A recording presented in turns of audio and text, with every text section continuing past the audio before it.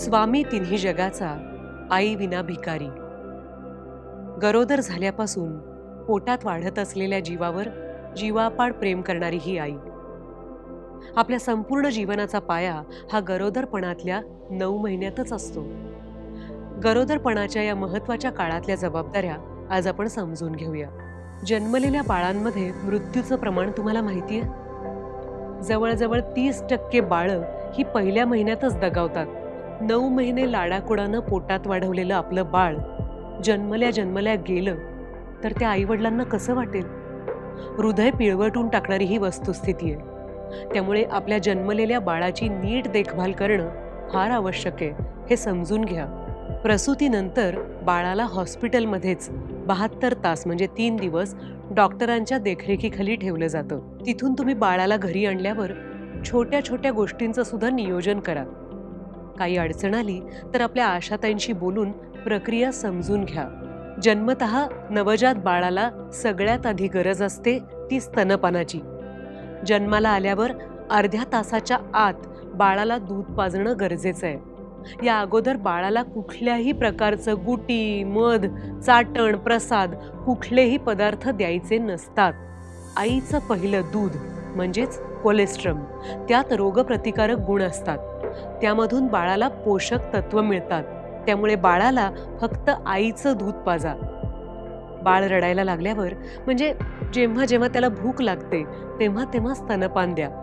रात्री सुद्धा किमान 2 वेळा स्तनपान करणं गरजेचं आहे. जर बाळाला स्तन पकडायला अडचण येत असेल तर डॉक्टरांचा किंवा नर्सचा सल्ला घ्या. आशाताईंना विचारा. पहिल्या 6 महिन्यात बाळाला फक्त आणि फक्त आईचं दूधच पाजलं पाहिजे. दूध प्यायल्यावर बाळाला किमान 2 तास शांतपणे झोप लागत असेल, बाळाचं वजन प्रमाणात वाढत असेल, त्याला पुरेशी शी-शू होत असेल तर त्याची पुरेपूर आणि निरोगी वाढ होतीये आणि तुमचं दूध त्याला पोषक ठरतंय याबद्दल खात्री बाळगा. हा काळ ना बाळाच्या आरोग्यासाठी अतिशय नाजूक आणि महत्त्वाचा असतो. बाळाचं अंग प्रमाणापेक्षा जास्त थंड वाटलं तर हायपोथर्मिया यासारखा विकार उद्भवू शकतो. त्यामुळे बाळाला जास्त थंड ठिकाणी न नेता पुरेपूर कपड्यात आणि पांघरुणात ठेवा. ओले कपडे किंवा दुपटी बदलत राहा.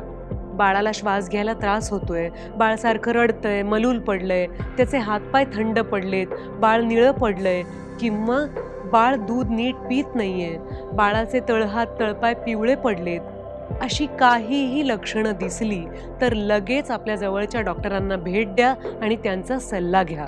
नवजात बाळाची बेंबी आणि नाळेची जागा स्वच्छ आणि कोरडी असली पाहिजे.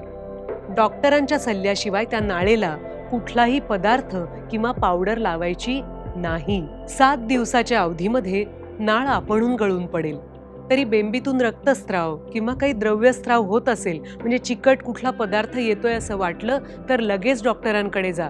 आईला कुठल्या औषधांचा डोस चालू असेल तर तिनं स्तनपान करणं बाळासाठी धोक्याचं ठरू शकतं.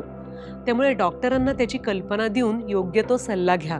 बाळाला आईचं दूध सहन होत नसेल किंवा आईला दूध येत नसेल तर डॉक्टरांना विचारून वेगळ्या मार्गाने दूध पाजू शकता.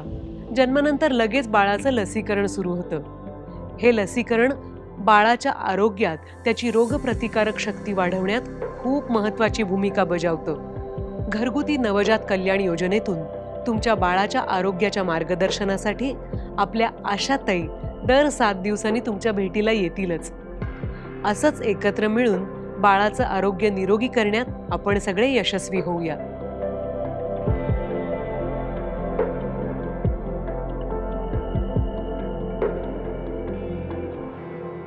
हा व्हिडिओ जास्तीत जास्त लोकांपर्यंत शेअर करा आणि आरोग्याच्या अशाच माहितीसाठी हेल्थ गुरु आय केअरला सबस्क्राईब करा.